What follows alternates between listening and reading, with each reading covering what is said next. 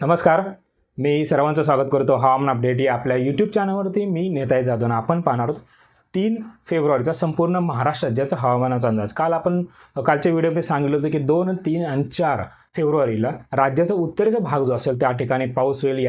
याचबरोबर त्या ठिकाणी मेघगर्जनेसह म्हणजे वाळवाचा पाऊस त्या ठिकाणी पाहायला मिळण्याची शक्यता. काही ठिकाणी गारपीट ही आपण सांगितली होती. मात्र वातावरणाच्या बदलामुळे खानदेशमध्ये याच्यामध्ये धुळे असेल, नंदुरबार असेल, जळगाव असेल, नाशिक असेल, अहिल्यानगरमध्ये आज कोणत्याही पद्धतीचा पाऊस न पाहायला मिळाला. पाऊस जो झाला तो ढगाळ वातावरण पाहायला मिळालं आणि राज्याची जी बॉर्डर आहे म्हणजे मध्य प्रदेश आणि महाराष्ट्राची बॉर्डर आहे त्या ठिकाणी ढगांची स्थिती निर्माण झाली. राज्याच्या इतरत्र मात्र कुठेही पाऊस पाहायला मिळाला नाही. याचबरोबर उद्याच्यालाही राज्यात पावसाचं प्रमाण हे अत्यंत कमी राहणार आहे. पावसाची शक्यता फार कमी आहे. त्यामुळे नागरिकांना त्या ठिकाणी कोणताही धोका सध्या नाही आहे. कारण वाळवाचा पाऊस किंवा गारपीट किंवा लाईटनिंग थंडस्टोर्म त्या ठिकाणी आपल्याला पाहायला मिळणार आहे.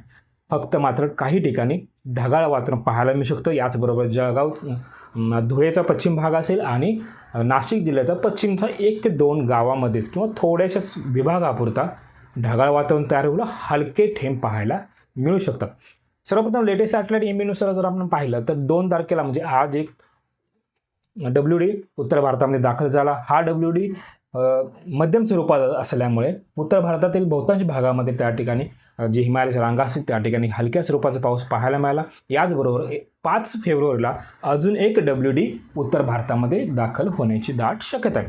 याचबरोबर राजस्थान असेल तसेच मध्य प्रदेश, उत्तर प्रदेश, दिल्ली, पंजाब, हरियाणा हा जो पट्टा असेल या ठिकाणी कोहरा म्हणजेच दाट धुके त्या ठिकाणी पाहायला मिळतात. याचबरोबर मध्य प्रदेशचे बॉर्डर असेल, महाराष्ट्राचा उत्तरेचा भाग असेल, गुजरात असेल हा जो पट्टा आहे या ठिकाणी ढगांचं वातावरण तयार झालं. या ठिकाणी मात्र मेघगर्जनेसह पाऊस आपल्याला आज रात्री पाहायला मिळण्याची ही दाट शक्यता आहे. याचबरोबर वाऱ्याची दिशा सिस्टम प्रणालीबद्दल जर पाहिलं एक WD हा सध्या उत्तरेला आहे. याचबरोबर दुसरा WD 5 तारखेला इथे येणार आहे. तसेच ज्यावेळेला हा WD पुढे जाईल त्यावेळेला थंडगार वारे मात्र उत्तर भारतामध्ये जास्त वाहण्याची दाट शक्यता आहे. कारण की 2 आणि 5 तारखेच्या जो डिस्टन्स आहे म्हणजे वेळ आहे ती 2, 3 आणि 4. 5 तारखेला एक WD येईल. त्यामुळे लागोपाठ WD आल्यामुळे उत्तर भारतामध्ये थंडीची लाट येण्याची दाट शक्यता आहे. बर्फ त्या ठिकाणी साठलेला आहे.